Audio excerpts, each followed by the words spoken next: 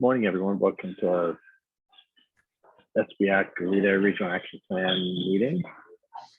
We usually wait to around 9:02 or 9:03 to start. This is our community concerns regional action plans. We have these once a month where Goleta residents can jump on and hear about what the city is actively doing around the issue of homelessness, as well as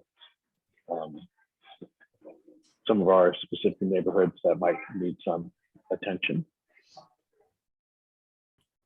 We also know there was an article in the Independent related to the Super 8 motel, so there may be some people joining this call related to that story.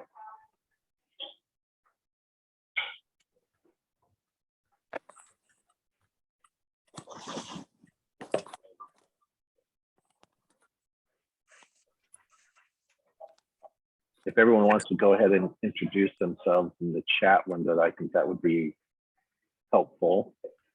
That way we don't have to spend a lot of time on the actual call kind of sharing information. We can just do it in the chat.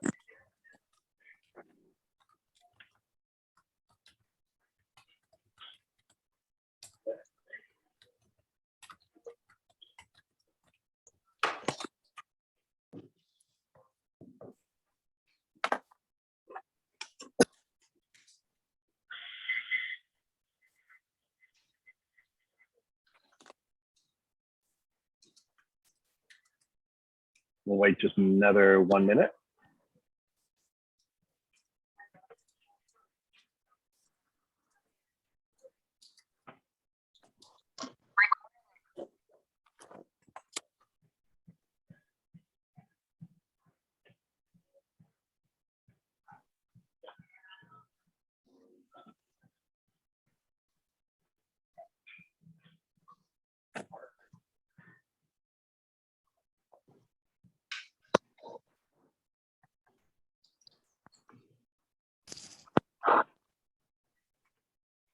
All right, so I'm gonna kind of change the plan for the start of the meeting just based on the independent article that came out about this great motel purchase by the County Housing Authority and the local housing that's gonna come for Goleta residents experiencing homelessness. So Jaime, do you wanna lead us off with kind of that plan? Sure, just a little bit of background. So some of you may recall that in 2020, the Housing Authority tried to purchase the Super 8 motel. The city was really excited, very supportive of it. We, threw our support behind it, as well as the county. Unfortunately, the hotel did not sell to the Housing Authority back then. It actually sold to another owner. So while we were disappointed, we thought, it was a good learning experience, and that if it ever came up again, we'd be prepared to act quickly. Well, lo and behold, it did. So last fall, same thing came up. The state renewed its Home Key program, Home Key 2.0, and essentially it was funding for funding for people experiencing homelessness through purchasing of old hotels, motels, even office buildings, and converting those. The Housing Authority moved quickly again, put together an application. We placed a sizable commitment from the city's perspective, contingent on them getting the award. So they applied, I believe, at the end of January. They ended up, unbeknownst to us, they actually ended up closing escrow in March as a condition, but they knew they had a really good chance from the state. At least that's what was indicated. Long story short, they ended up closing escrow. They got notified, I think it was late, I think it was last week, maybe the week before, that they did get the grant. That was issued as a press release from the governor's office. In total, it's about, I want to say, I think it was 18 million total. Most of it was for acquisition, and I can pull up the actual amounts if anyone needs those. There was a press release issued. And what it is, it's 60 units, 59 of which I believe are for people experiencing homelessness, and the 60th unit is for a like a housing manager, an on-site person. What'll be unique about this project, and in particular what we're excited about, is it does include supportive services. So that's very important in this situation, that a lot of these folks may be coming off the streets, not having been housed for quite some time. There's kind of a different mindset oftentimes that comes with that. So this will be the full support services. Again, Housing Authority has had similar projects up north, and they've worked really well. They fit in well with the neighborhoods. They haven't had any issues. So we're hoping for the exact same thing here. Moreover, it'll be the first time a project like this has occurred in the city of Goleta, and probably one of the few kinds on the Central Coast, the South County, for Home Key. So we're very excited about it. You may have seen the article in the Independent and other press releases out and about. But right now we're trying to figure out the exact timeline, because they do need to do some things related to getting the property in order.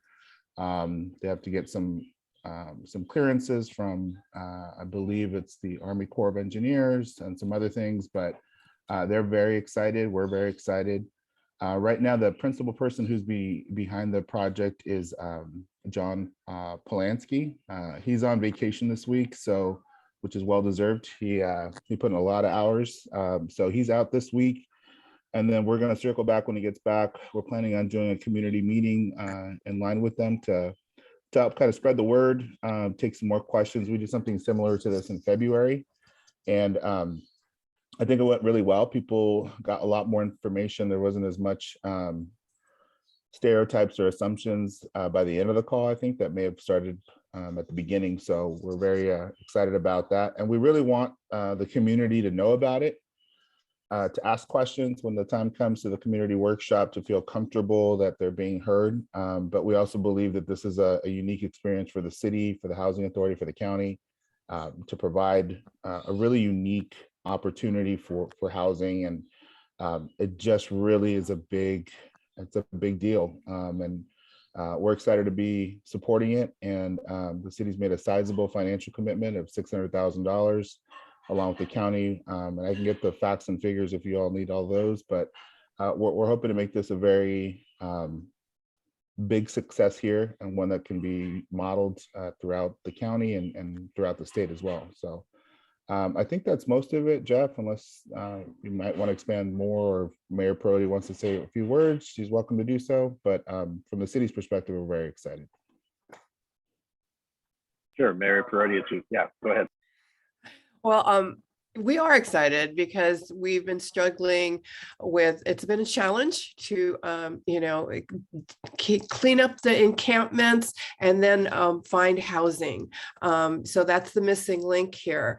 Many of them, many of our folks experiencing homelessness want to be placed in an apartment, in a place where they have a bed and they have a kitchen, they can lock the door.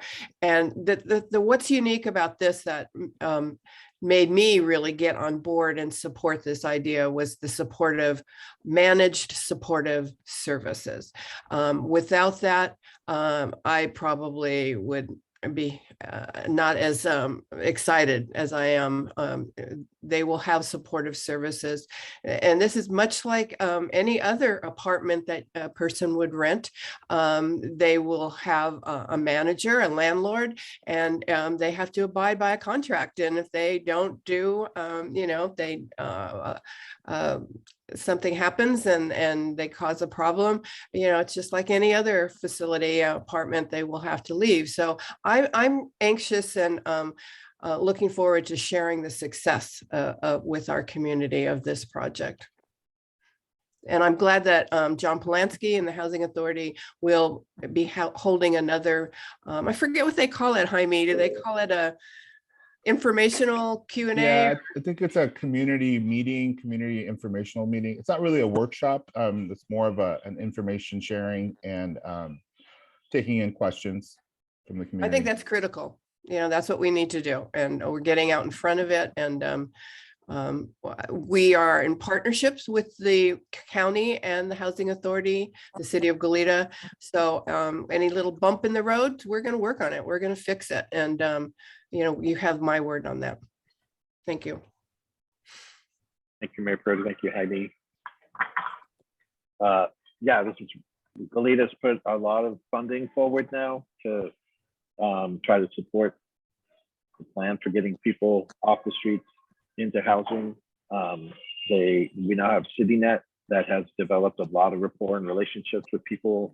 Officer Sandu has been out for years developing relationships and trust with people. And so this just increases the assets for the community to move people from encampments or streets into housing. So it's really wonderful news. And the Housing Authority has a great history on doing a really good job. If you look at Pescadero Lofts, when Pescadero Lofts was opened in Isla Vista, I believe there was a drop in the count of people experiencing homelessness in the region by 40% because most of them were able to move indoors.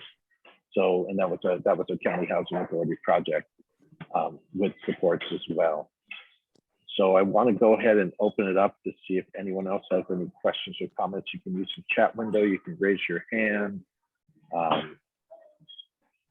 And Jeff, I just wanted to add on that reason we're also very excited about this is, as most people on the call know, you need to have a lot of different options available to you. You cannot, one size does not fit all. Some people do not do congregate shelters. Some do not want to do places that have very, very strict rules. Some do, you know, there's just a lot. And so there's different, everyone is unique, right? And so having this type of asset, like Jeff mentioned, is really important to kind of diversify what's out there and what's available, and to literally just add more stock. We're hard pressed on the South Coast, particularly with you know, the availability of land and resources to help deal with these types of topics. And so the more options we have, the better.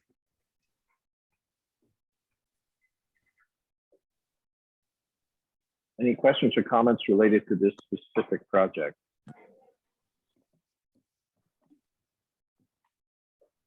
Jaime, how will the community know when this forum with the Housing Authority is going to potentially happen? Yeah, so we're trying to figure out when that'll happen with the Housing Authority, much like last time.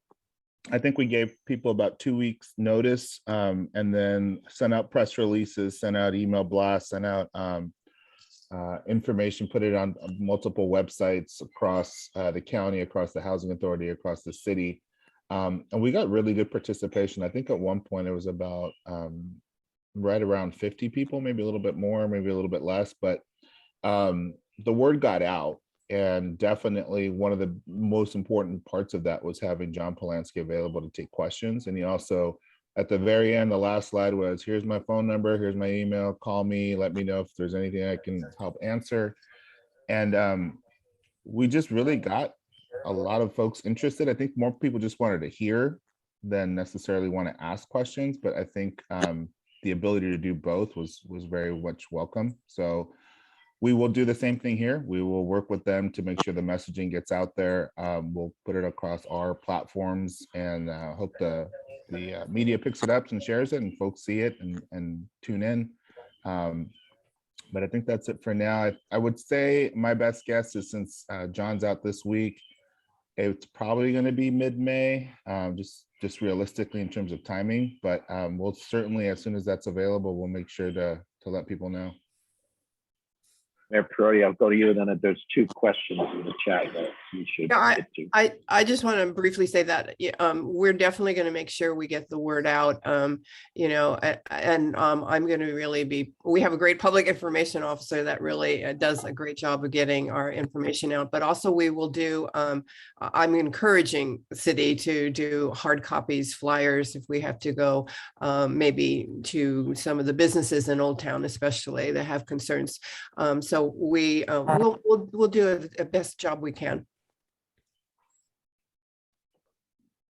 Thank you, Mayor Perotti. Probably pretty loud where I am right now, but Marilyn asked, is there a timeline? And I'm sure you're going to be in conversations with the county and the Housing Authority about a timeline. I'm not sure how much you have now. Yeah, and so I can just briefly talk on that.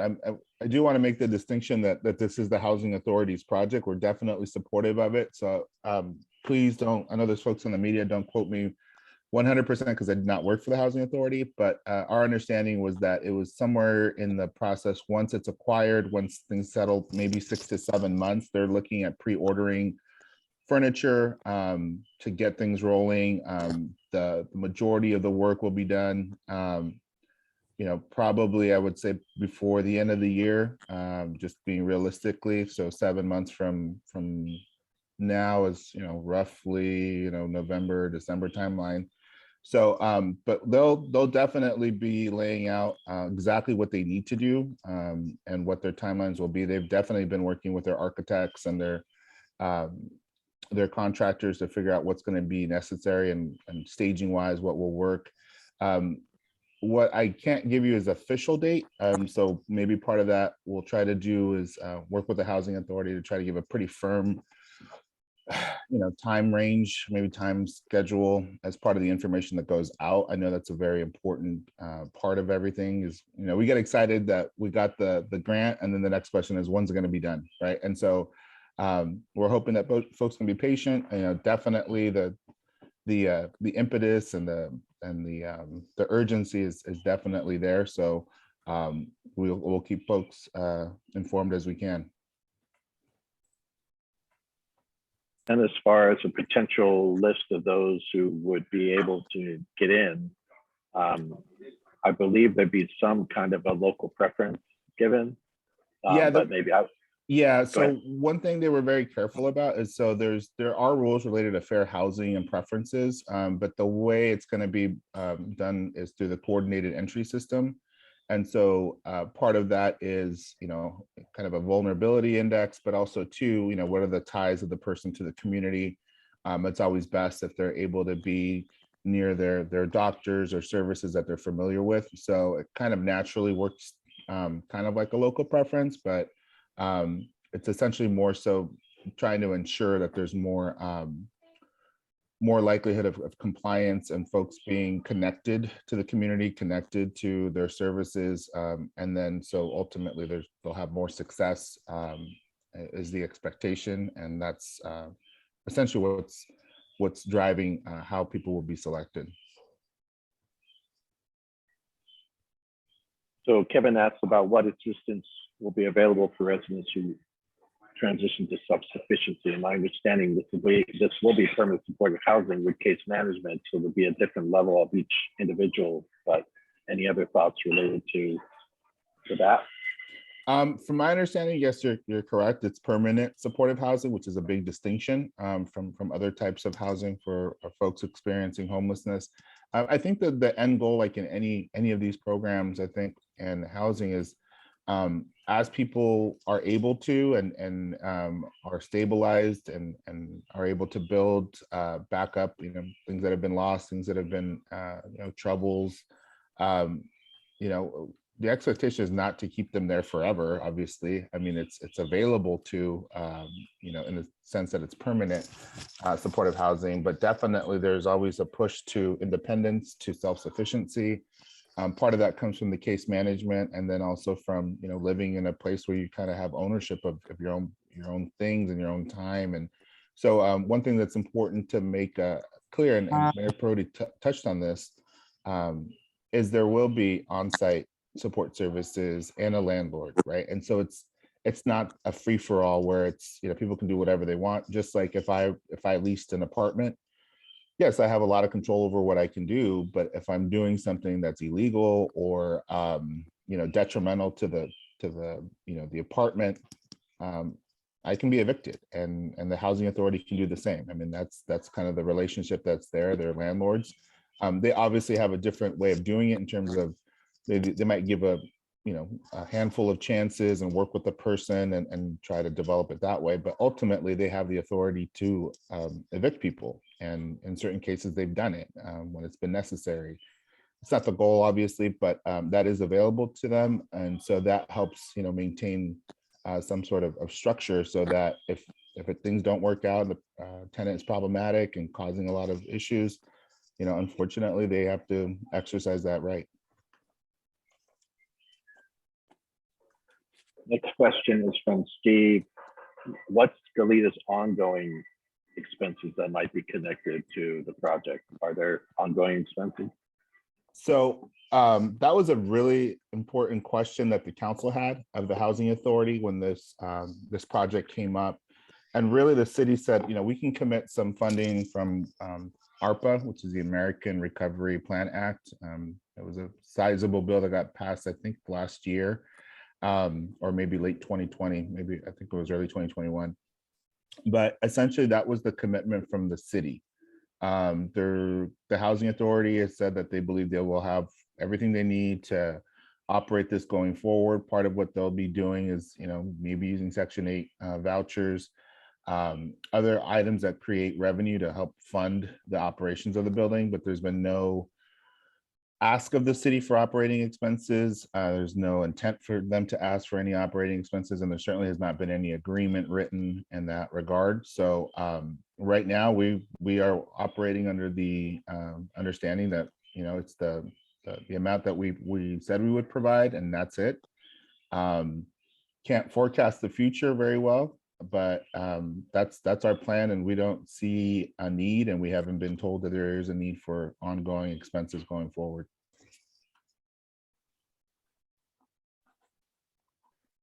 Any other questions related specifically to this project?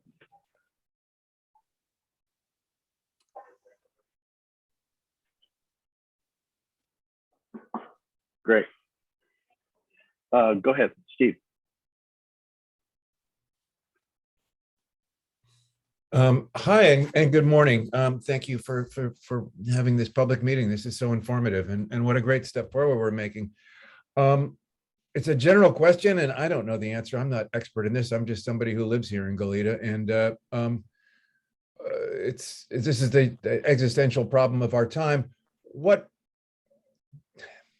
Based on the size of this project and the population of the unhoused that we're experiencing now, what percentage or what kind of dent are we making in this overall problem with this really ambitious and terrific project? I guess that's my question. Yeah, I can try to answer that as best I can. Obviously, it's a very fluid number in terms of people that are experiencing homelessness at any given time in Goleta and the South County. One thing we all need to keep in mind is the population is fluid. Folks don't necessarily, even residents that we have don't even know sometimes that they're residents of Goleta or that they're in the county, just because not really pay attention to boundaries, because you can cross the street and be in a different jurisdiction, for example. So you may have somebody who was on the Mesa, for weeks, and may have moved downtown, and then may have moved to Old Town, and then may have moved out towards Los Carneros. And so that number, the last, I think number that we saw was about 99, Jeff, is that about right for Goleta, the preliminary number and the point in time count?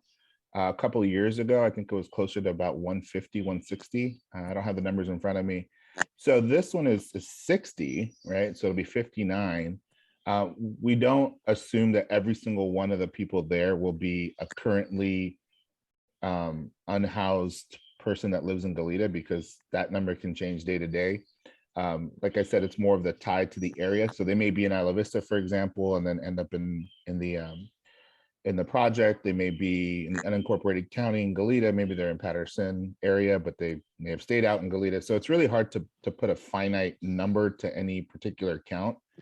But order of magnitude wise, I mean, I can't think of anywhere else where we have permanent supportive housing on this scale. I've heard maybe bits and pieces here and there of different types, but 60 is a big number for our area. One thing that folks on the call may be familiar with is in trying to assist folks that are experiencing homelessness, you look at it from different facets, right? You look at it from different angles, and sometimes it's reunification, right? Trying to get folks to reconnect with their families. They may be somewhat local, they may be a couple of states away.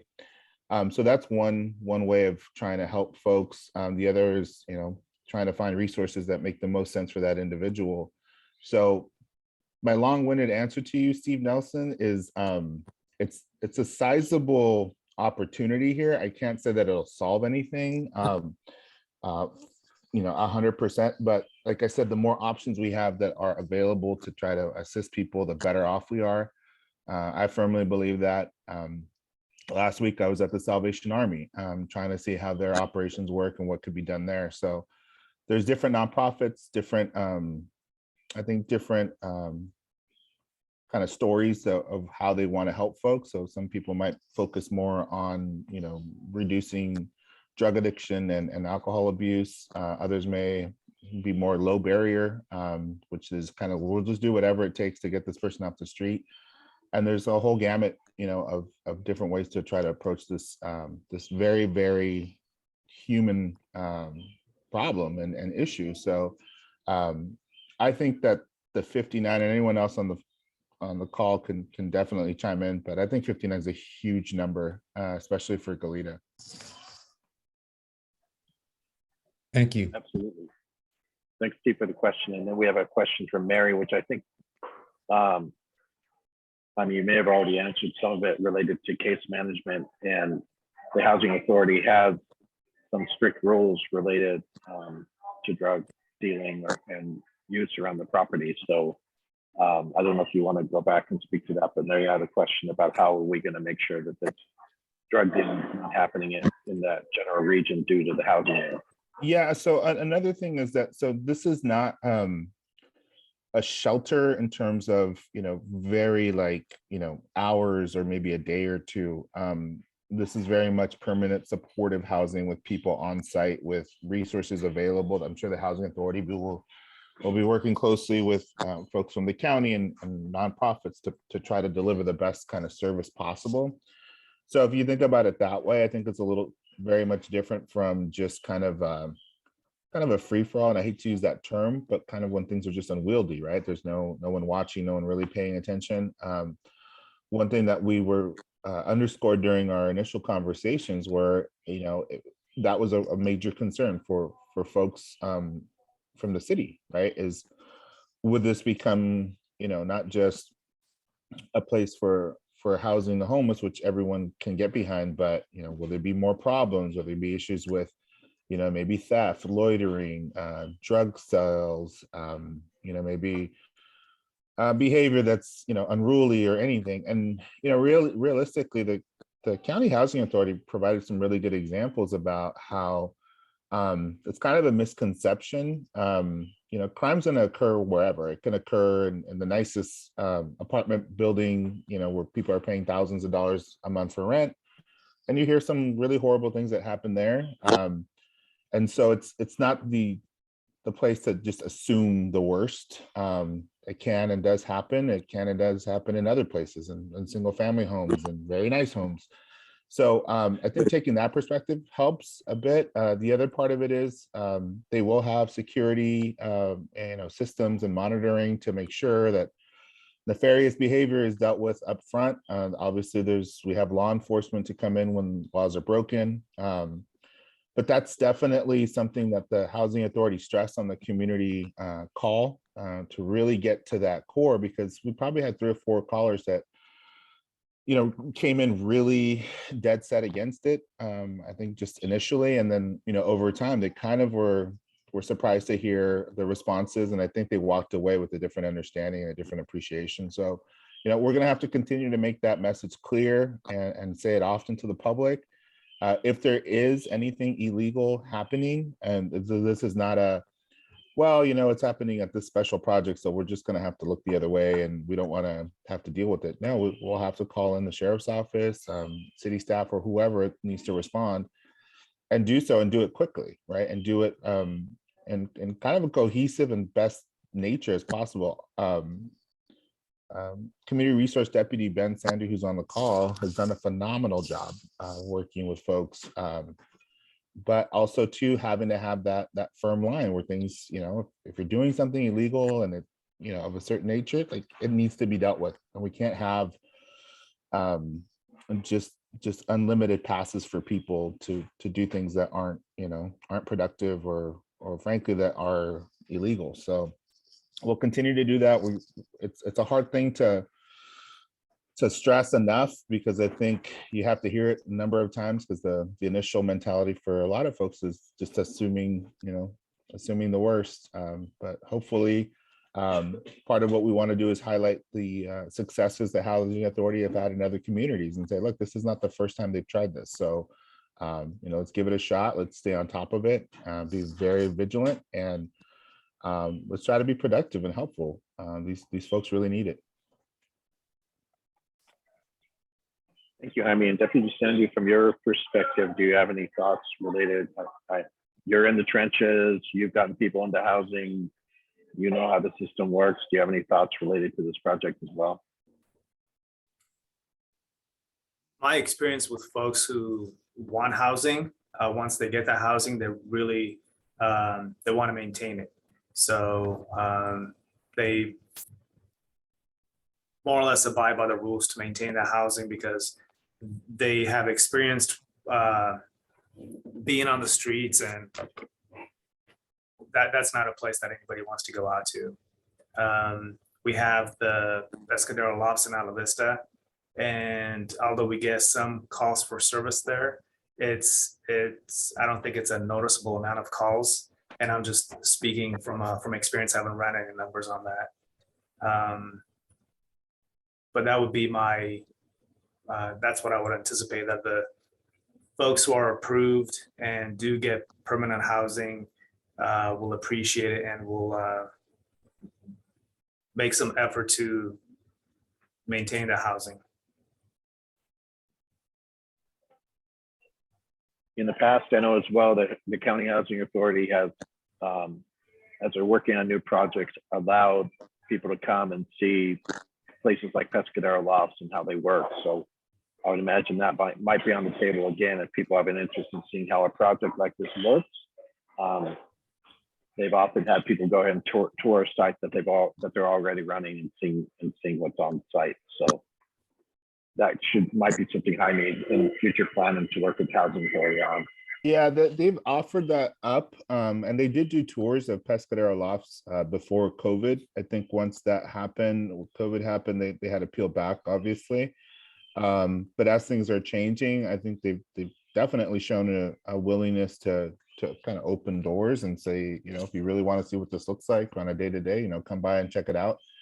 I think that's the bigger issue. Is it's easy to just kind of read something or see something, kind of flash on a screen, and without being connected to it or having worked in it or know the people that really put the effort into trying to make these things work. I think it's oftentimes easier to kind of maybe not have the most optimistic view on these types of projects. But once you go and connect and you see it and you see people working towards goals and being motivated by it, I think Officer Sandu very much, kind of nailed it. Is people do respond to incentives. So if the incentive is to have a place of your own and be able to get help, chances are you may want to try hard to keep that.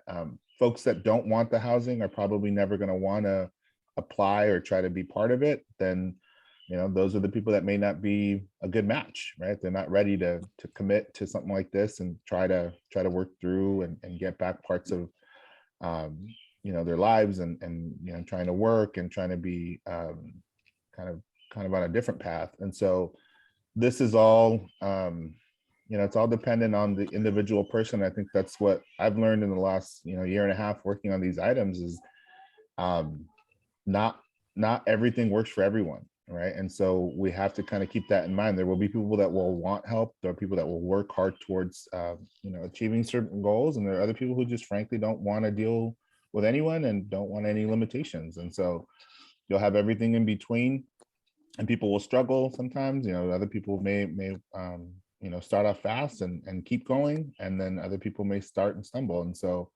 I think that's the biggest part and takeaway that I've seen is, these are individuals, right? And so it's not just, oh, the homeless do this, the homeless do that. It's individuals who are experiencing homelessness. And just like any individual, it's going to vary. We should have a deeper dive in the point in time count from the county coming up to look at what homelessness potentially looks like in Goleta, a more approach of how many people are in vehicles, how many people are on the streets, male, female, age, all those kind of breakdowns should be there for us relatively soon. And I don't know, Jaime, if you can, Alan and asked about the Santa Maria rejection of the Home Key project. I don't know if you're the person to speak to that or not, probably not. I'm sorry, Al and Ann, I don't know all the ins and outs of the housing authority. I wish I did. My guess would be is probably a lot of requests and just not enough funding and other competitive projects, but that would just be a plain guess on my part.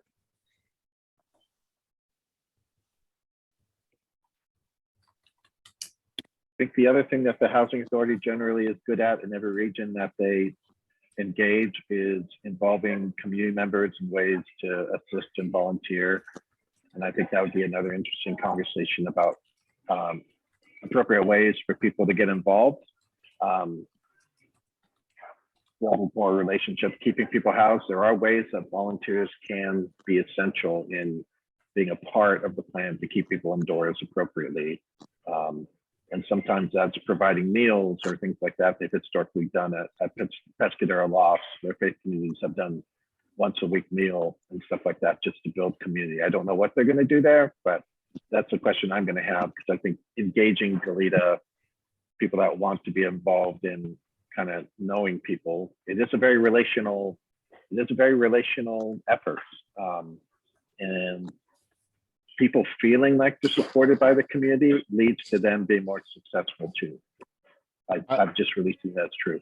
Yeah, I would just add to that. And speaking with John Polanski in the past, they definitely did that for Pescadero Lofts and some other projects where not only did they try to get individuals to help and assist, but also, you know, corporate entities to sponsor and donate materials. I think I believe it was with Pescadero Lofts, Yardy Systems, you know, donated linens and donated a bunch of items to kind of help people feel at home once they moved in, right? And so I think they're going to try to do the same thing in terms of getting not only individuals to support, but other nonprofits, other private entities. And like anything, right? The more people have buy-in and more people feel supported, I think it just can't help. I mean, it just can't hurt, right? You want to have people feel welcome and, you know, that people care. And once people feel that, I think you have a better shot of success. And it makes other people feel good to be able to assist. So it's just a win-win. Any other questions or comments related to Super 8?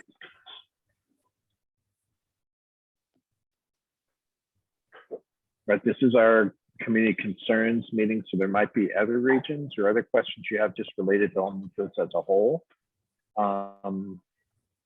Regarding Goleta and the work being done. If so, feel free to use the chat or raise your hand again.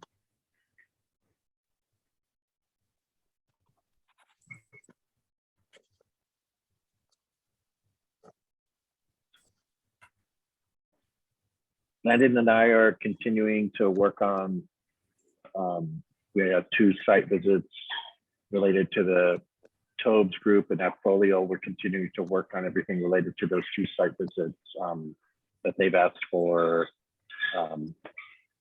So I think we have a 3rd one we're trying to plan related to another property, right, Landon? With the Tobes group, is that right? That's correct. So if site visits are needed, please let us know. And I know the city of Goleta is working on the homelessness response directory. That's something that we will be able to get out to the community relatively soon for everyone to know who to call, what to say, and kind of what to expect. Because oftentimes we find that neighborhood partners don't know exactly who to call to get the right response. And we're also working on a de-escalation training that we're going to hold at the Hilton, and we're going to record it. And that de-escalation training will be available for anyone who wants to watch it.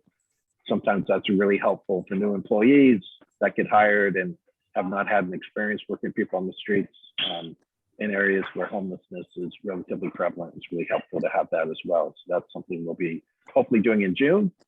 We have a call later today with Good Samaritan to talk about that training. Yeah, the one thing I would like to add, and maybe Officer Sandu can speak to it a little bit, but just remember, anyone in the community, if you see an active crime occurring, you know, it is 100% the right thing to do to call law enforcement for you know, a crime that's in progress. It is not something that people should be skittish about. You know, there's differences between people experiencing homelessness and the people experiencing homelessness committing a crime, right? And so that's the distinction. So being homeless is not a crime. It's you know, really is something where we want to be able to help individuals, but you know, if behavior that is occurring is illegal, it is absolutely appropriate to call law enforcement, you know, to deal with the situation. We want people to be safe. We want people to be smart about their interactions. But we also need to make sure that, you know, we maintain law and order, you know, at all times. We can't just be so flippant that, you know, we lose sight of that. And so that's one important takeaway that we want to make sure we see, folks feeling comfortable doing that. And then the more we can do to help people think about homelessness in a way to help assist people, that's great. That's something we always want to strive for. And ultimately, I think there's more and more sensitivity about this now, I think, than there has been in a long time. Probably maybe 2 or 3 years ago, homelessness was not a huge topic, but it's definitely front and center now.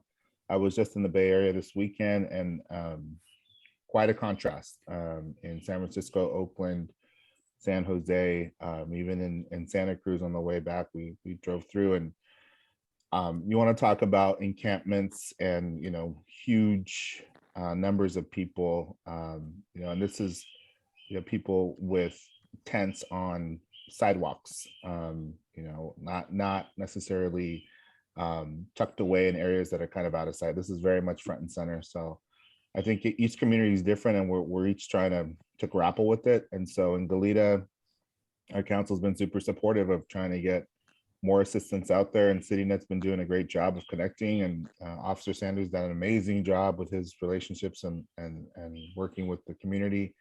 And we have a team, you know, including Chuck Flax and others, Shanna, who's on the call, you know, trying to respond the best we can to a very, very human condition and a human problem. But again, I just want to underscore that, you know, for takeaways, if you see a crime being committed, please call law enforcement.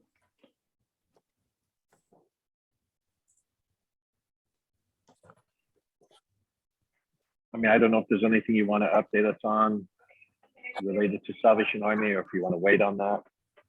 Yeah, so I had a site visit last week with the executive director, Mark, out there, and looked at what they had to offer. They seemed very amenable to working with the city and CityNet to offer more resources, again, more different types of housing.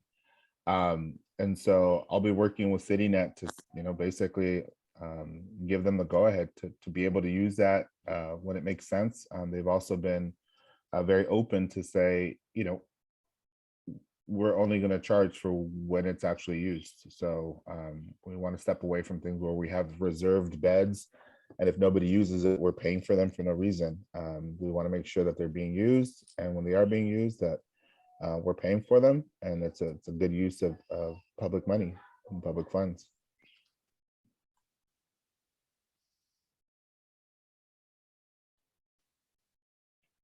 Great, thanks. I'm glad you got to get over there and see Mark and see the Salvation Army and get updated on what's going on and what opportunities are there. And I'm hopeful that we can get some more folks from Goleta over to the Salvation Army and indoors. Mayor Perotti. Yeah, I'm just hoping that we can get, as part of these calls, we can get a regular update on how it's going at the Salvation Army. I'd like to keep track of that and see, you know, what's happening over there and how it's working out. Thank you. Yeah, what we would envision is, you know, basically using CityNet as a conduit for the city to be that interchange and exchange, helping with transportation, and then actually keeping track and working with the case managers over there. It takes everybody, and so it takes every type of asset out there to try to make a dent. And so again, this is another tool that we're trying to use in the toolbox, and hopefully it works well. We'd love to see more opportunities come up. I know there's a Dignity Moves project being talked about over in downtown. There's going to be a lot of just different options, and hopefully the more options, the better, right? And housing is tough even for people who are working and have, you know, kind of other more stable situations, I mean, it's still very expensive. So it's not just limited to folks experiencing homelessness. It's housing is a real issue on the South Coast and generally in California.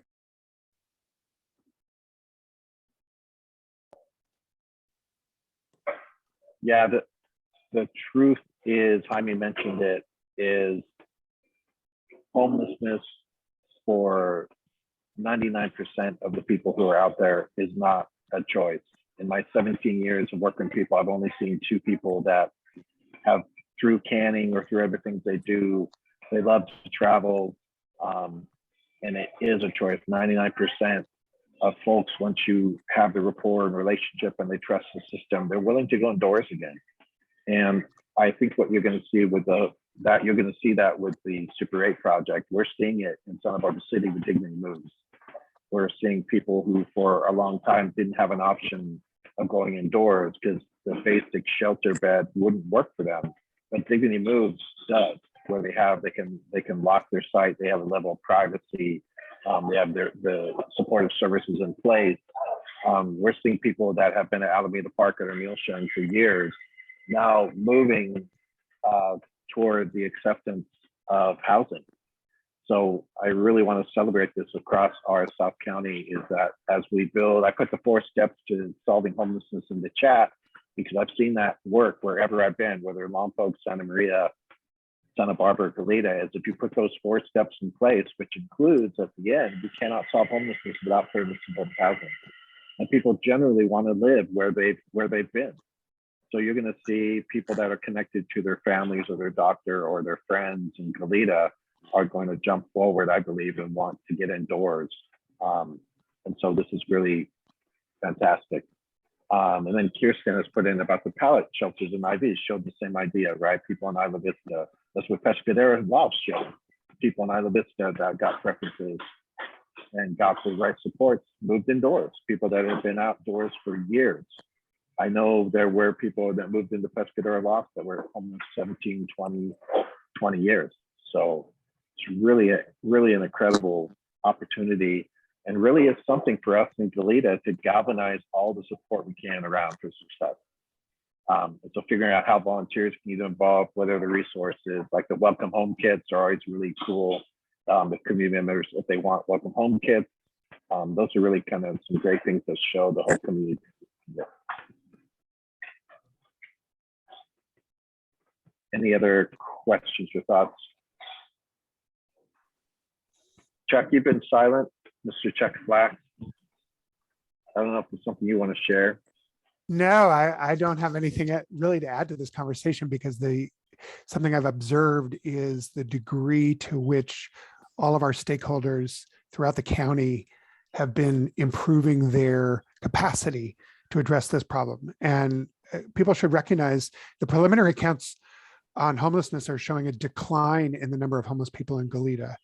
That may be hard for people to believe because they see the encampments growing or seemingly growing, but sometimes visibility doesn't equal numbers. And it's important to, I really applaud the people that are here at this meeting. I think the best thing we as residents can do is get educated about efforts that are happening, and not just throw up our hands. And that attitude seems to be fairly pervasive across our county, because we keep seeing either consistency in the number of homeless people, which means that we are housing people and unfortunately people are continuing to become housed, or decreases. And areas that have shown decreases have been the areas where organizations like SB Act, CityNet, Good Samaritan have been active. And also I can't overstate the work of Deputy Sandu in the city of Goleta. When law enforcement takes an approach that isn't punitive, but is caring and providing assistance and giving good advice and not letting people get away with stuff, that's a critical component to this work. Some people call it a carrot and stick. You need a stick, because if people are, homeless, as Jaime said very eloquently, being homeless isn't a crime, But unfortunately, when people are in desperate situations, they often do resort to crime, and we need to help them change their perspectives. Another piece that we haven't talked about at all is the mental health component. The county Housing Authority relies on the Department of Behavioral Wellness, which is our county's mental health agency, to provide direct support to the majority of its homeless residents in their supportive housing programs. And that partnership in Santa Barbara is really important. We have behavioral wellness workers on the streets working directly with homeless people in encampments, quietly, not letting most of us know what's going on because they preserve the confidentiality of their patients. But that ongoing support to provide, when needed, drug support for people who have serious mental health issues, or on-site counseling, or steering people into programs is part of why this work, as difficult and long-term as it is so important, because that's the only way we can help people make change. So I just want to applaud all of you who are doing this work. Jeff and I have been at it for 7 years now together, and we're going to keep doing it. And thank you. Thanks, everyone. I just mentioned in the chat, if you want to be a part, every fourth Monday, we have a community concerns kind of community support regional action plan meeting with for everyone in Goleta. And I would imagine this is going to be the ongoing meeting where we're going to be talking about the Super 8 and just ways communities can get involved. Outside of that meeting, the Housing Authority will set up directly. So if you want to be continuing to receive kind of the emails related to this call, please let us know in the chat, and Landon will add you to the email list. And I don't know if there's any closing thoughts from anyone else. Mayor Peretti, you want to send this out? I mean, I think this has been a very positive call. We have some very positive things developing, so things are moving. Would you like to close? I just want to thank everyone that participated. I think this is critical. I think we need to keep the conversation going. We need to be talking about this, and I support the idea of you reaching out to more people. So if you have friends, neighbors, businesses that have concerns or questions, please tell them about this meeting, spread the word. I think, this is a positive situation, as you said, Jeff, and yes, I have to echo what Chuck said about Ben Sandu. Deputy Sandu, thank you for who you are and all that you do. Couldn't do it without you. It takes all of us working together, and I just thank each and every one of you for what you do. Thank you, everyone. Thanks for all the effort. It's tremendous to see. We'll see many of you next week. Feel free to reach out to SB Act if you have any other questions or concerns, and have a great week, everyone.